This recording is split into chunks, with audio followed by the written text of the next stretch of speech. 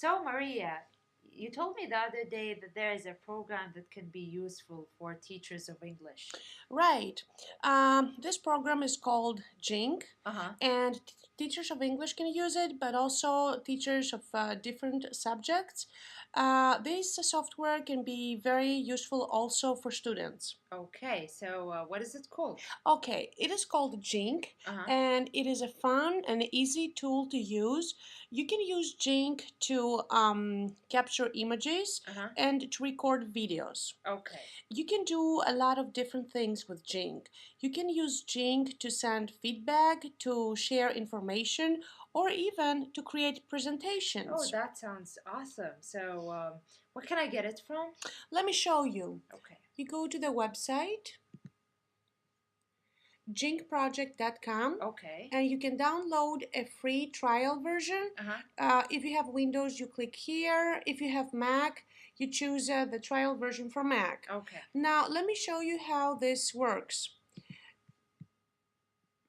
Do you see here the Jing Sun launcher in the upper right corner? Uh-huh. Three rays emerge. The first one is capture, history of what you have captured, Uh-huh. and more. You use more to customize your settings. Okay.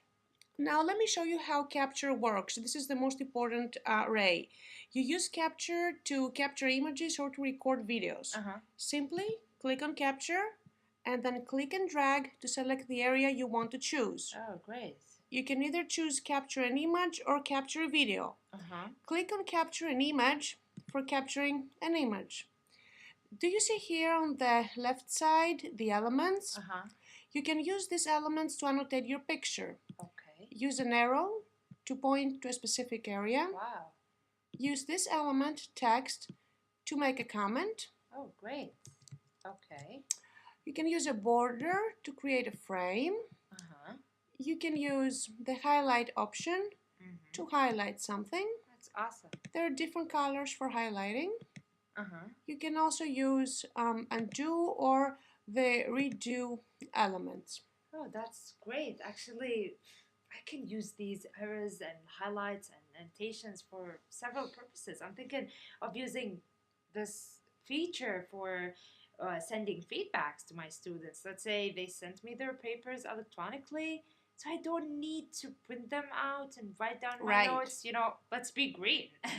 I think we can simply capture their papers and write down my comments or even point at their errors using the errors options. Exactly. And I was just thinking I can use capture an image to create a vocabulary lesson. Let's say for teaching my students about describing locations.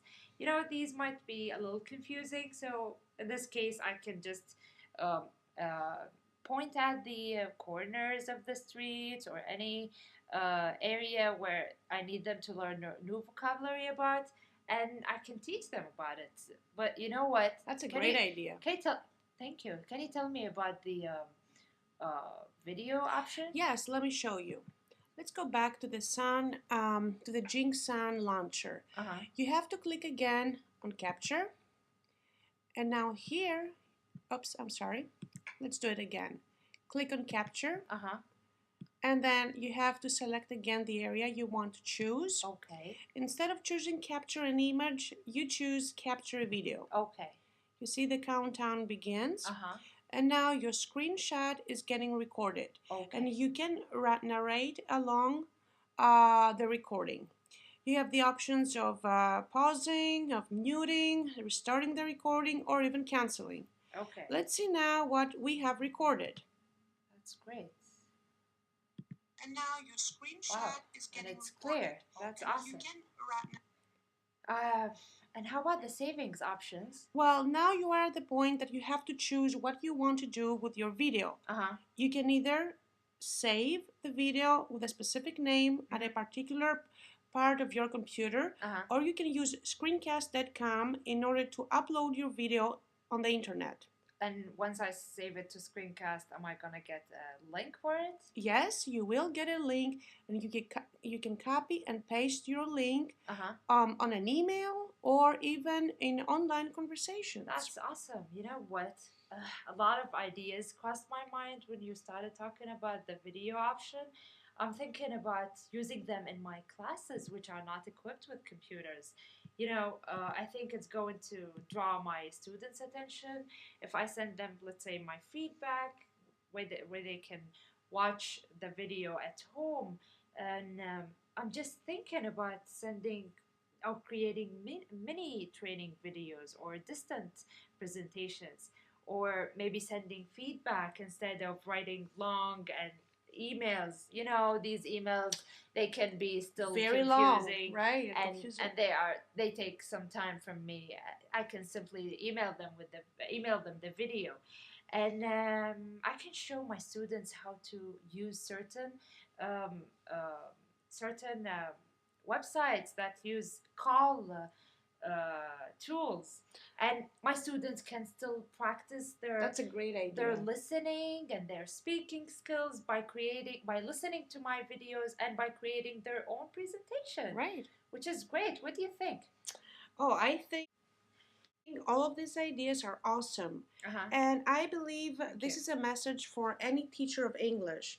If you haven't used Jing yet, I suggest that you download it and start using it. Just give it a try. I think that you'll find that it will make your teaching experience online a whole lot easier. This is Hanan. And this is Maria. Coming to you from the TESOL program at the University of Illinois at Chicago.